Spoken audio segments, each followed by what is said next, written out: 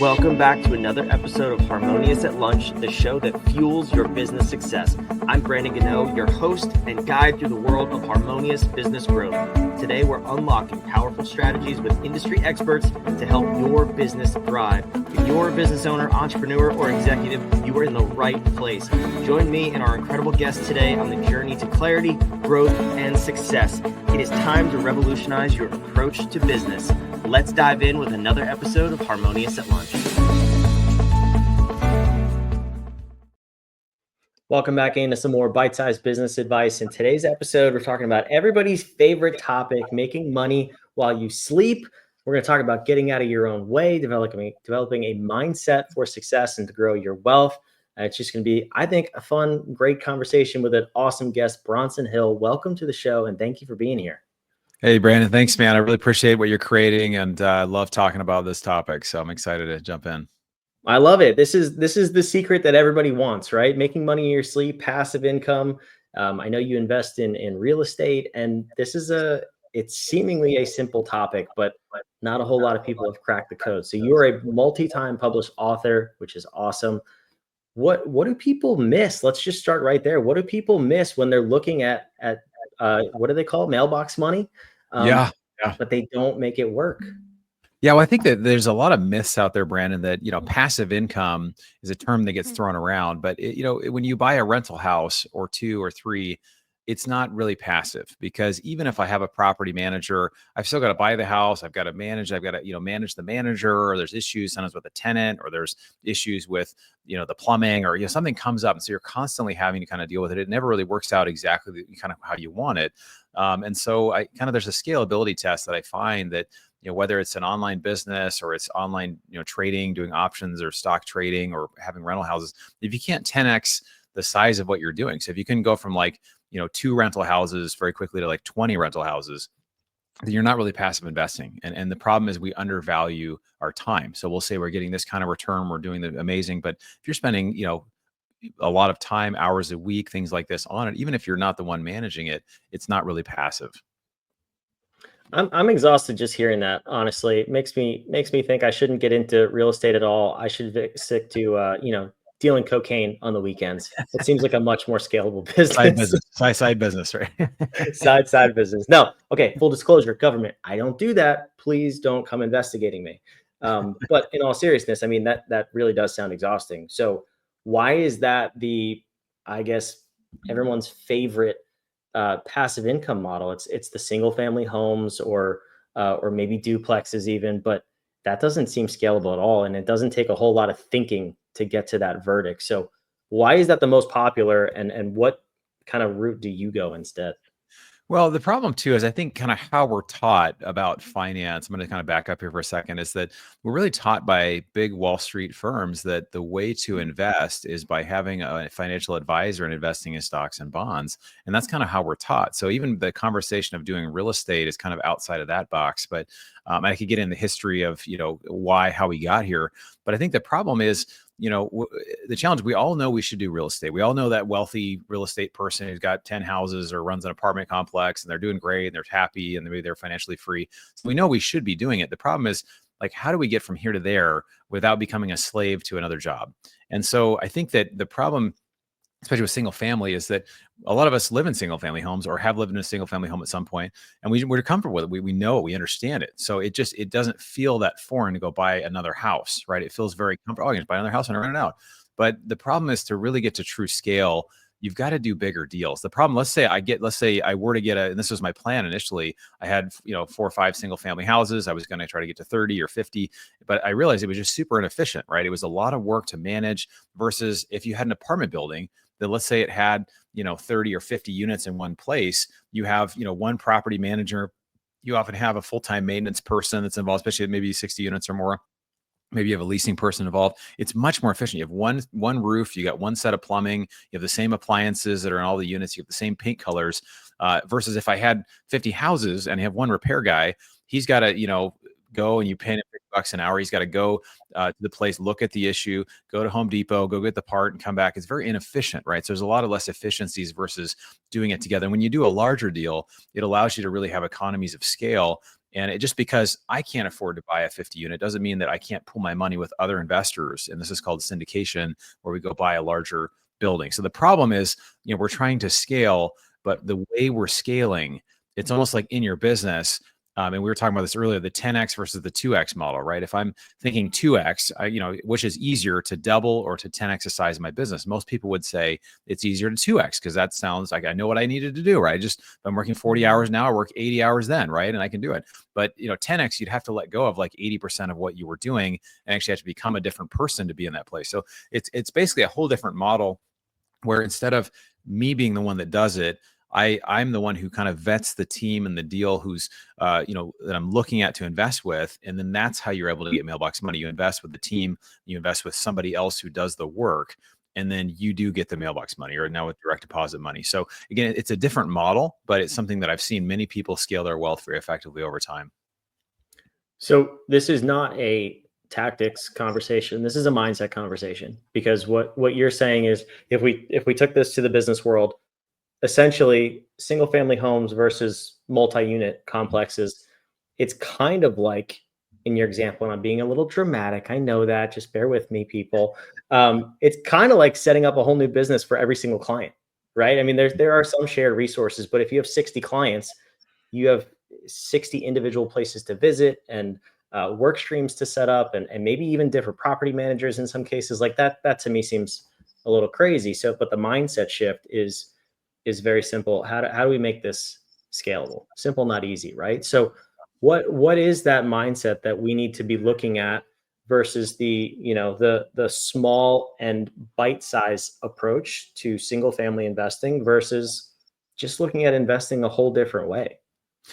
Yeah, well, it really is. It's funny, I've been able to spend time with 2,500. I've had individual interviews with 2,500 millionaires, average net worth of 2 million, some 10 to 30 million or higher, and I've just realized this group kind of operates very differently, right? So they'll typically, have a different mindset when it comes to wealth, when it comes to approaching things, and this is one thing I want to say real quick. And this was shocking to me when I learned this, but there's this belief that wealth is either have it or you don't. You're either inherited it, you had it from a trust fund thing, and a lot of, entrepreneurs, people that are on this show as well listening, we know that's not true. But Fidelity Investments came out with a study and said that this was in 2019, that 86% of millionaires are self-made, meaning they did not inherit their money. So these are learnable, teachable things and skills, just like for our listener that learned how to scale a business to a 6, 7, 8 figure. These are learnable things when it comes to wealth. So again, just because you've never done it doesn't mean you can't do it. And I 100% agree with you that it is a mindset,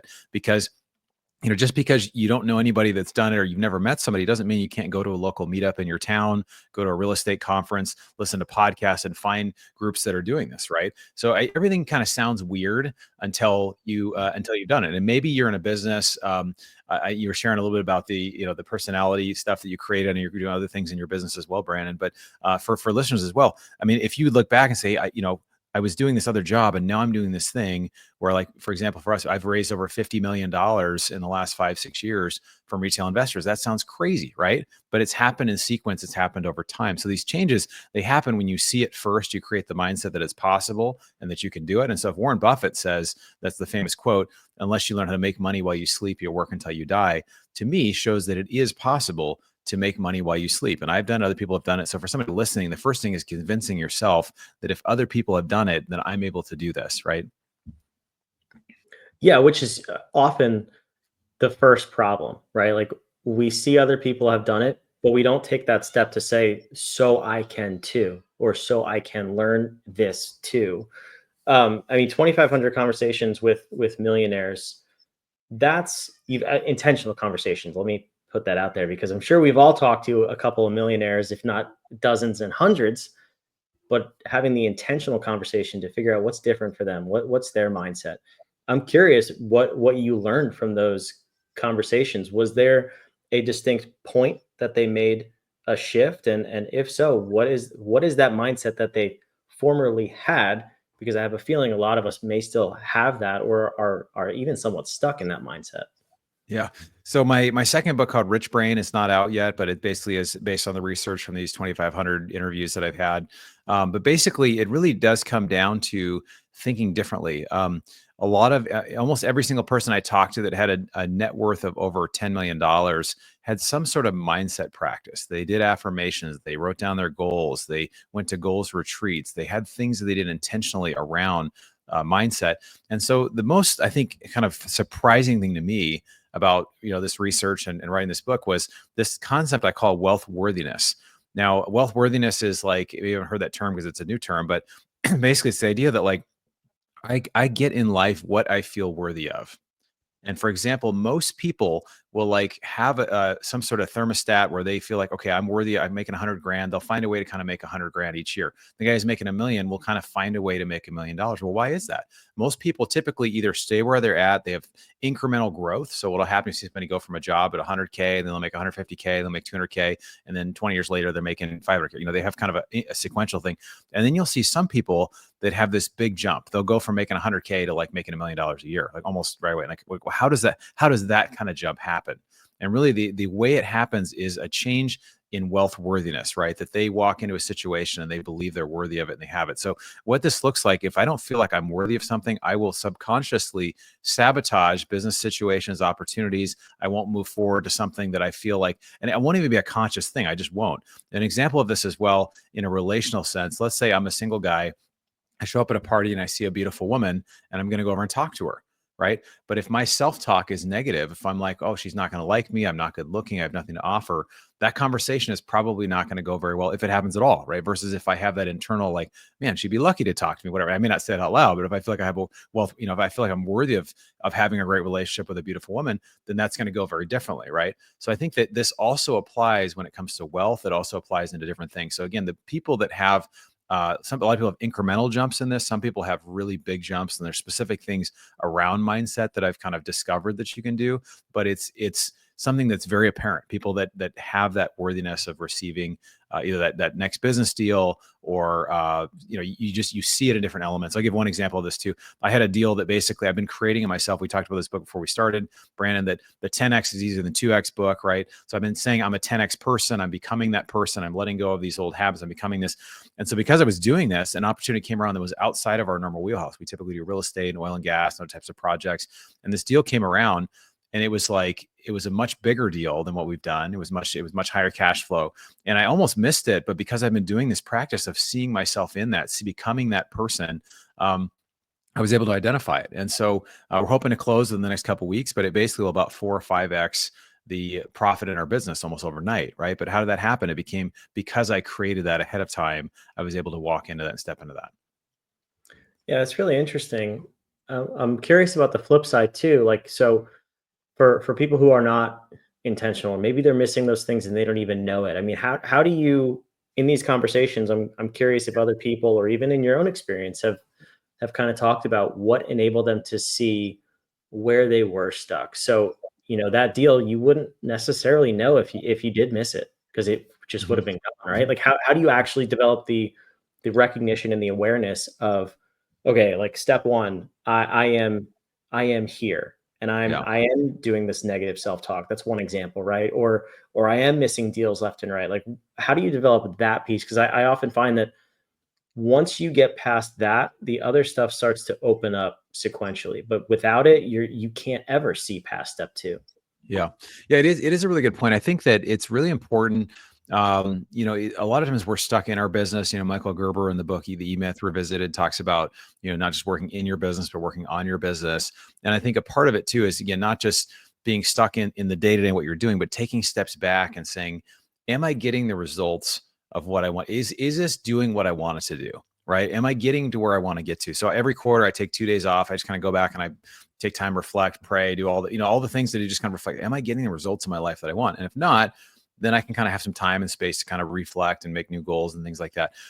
Now in the book, Think and Grow Rich, but if somebody has not read the book, Think and Grow Rich, it's an older book. It's about 70, 80 years old, but it's a classic. Napoleon Hill, which no relation to me, even though we have the same last name. He says, spend 30 minutes a day thinking about the person that you intend to become.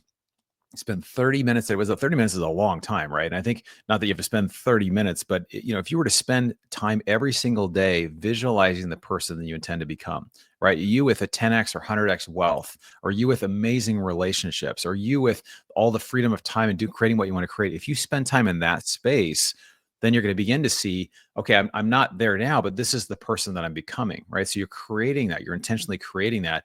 And what'll happen, I mean, I can imagine a lot of times we're just limited by our own creativity and our own imagination. What would it look like for me if I'm a billionaire? What would it look like if I'm able to give to these causes I believe in, if I'm able to really make the impact that I want to create? So I begin to create that, right? So I don't think it comes from, what can happen sometimes, it comes from a place of lack of like, I see other people doing things they started when I did, but their business is 10 times, and I get sad and jealous and like, oh my, why am I not there? But I think it's important to sit in a place of like, well, what is possible with where I'm at? Who can I become?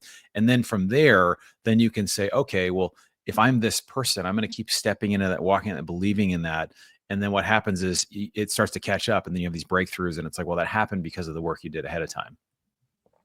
Yeah, I great book, by the way. And I don't know. I think it was written so long ago. I don't think it's completely accurate. I think 30 minutes is fine, but it should be like 15 minutes about, who is the person I want to become. And then the other 15 minutes of Harmonious at Lunch, for sure. Like, you should listen to one episode a day. What do you think? I love it. Yeah. Are we honest? I think both in the same time, one in one ear and one in the other, right? The audacity for me to compare this show to Napoleon Hill's book. That's great. Best-selling book. Man. Crazy. I'm insane. I've officially lost my rocker. This is the last episode of Harmonious at Lunch. No, you're having fun though. This is a great conversation. I appreciate you opening the door, because I think for business owners and entrepreneurs who are the listeners of this show, we don't want to be stuck in a job forever, even if we own the business. Oftentimes it is a job. You're responsible for the day-to-day outcomes, and we want to figure out how to get to that next level. Well, figuring out how to make money in your sleep is that next level, whether it's through your business or through investing, whether it's real estate, and it could be stock portfolio, who knows? But the mindset, I think, is the key foundation that a lot of people miss and overlook. So you said the book's not out yet. Do you have a date on when your book's coming out? Actually, I wrote the book, and then I realized I was trying to do the mindset and habits and networking and all the things that I just thought is too much. I just only really want to focus on the wealth worthiness. So I'm in the process of rewriting it. So hopefully this year, hopefully in 2025. Okay, you'll have to come back on a book tour and announce that. Love to, man. Is right. But this is a fantastic episode. If the listeners do want to take that next step, if they want to learn a little bit more about you, learn about mailbox money, what do you want them to do? So I've got a free guide for your audience, free gift. It's about inflation. So we talk about inflation, basically people, everything costs 50% more than it did since COVID, right? So just all this currency creation. So how do you actually, instead of being pained by like, oh my gosh, everything costs more at the grocery store or gas, how do you get on like it actually works to your advantage? So there's some creative strategies using, this is the guide right here, it's using real estate or using other things. It's a 40-page guide, and we'll send that to you, using even some precious metals and borrowing and some advanced strategies. But if you text the word inflation to 33777, we'll send that to you for free. And then you can hear about our upcoming opportunities, or we can connect with you in other ways. That's fantastic. Super cool. And it's an unfortunate situation we find ourselves in, but that's another key mindset thing, right? If there is, I think it was Warren Buffett, right? If there's blood in the streets, there's money to be made. Is that? Yeah, it's similar. Yeah, I think he's got a bunch of great quotes. So that's probably one of them. Yeah. Yeah. So, yes, this is a tough time, and I of course respect that for everybody listening, but there is opportunity out there everywhere, depending on how you see it and how you look for it. So Bronson, thanks for being here. I appreciate it. Thanks, Brandon. Really appreciate it. So text inflation to 33777. It's also down in the show notes below, along with website, social media links. You can go check out what Bronson's up to. Thanks for listening. We'll see you next time on Harmonious at Lunch. Thanks for listening to another episode of the Harmonious at Lunch podcast.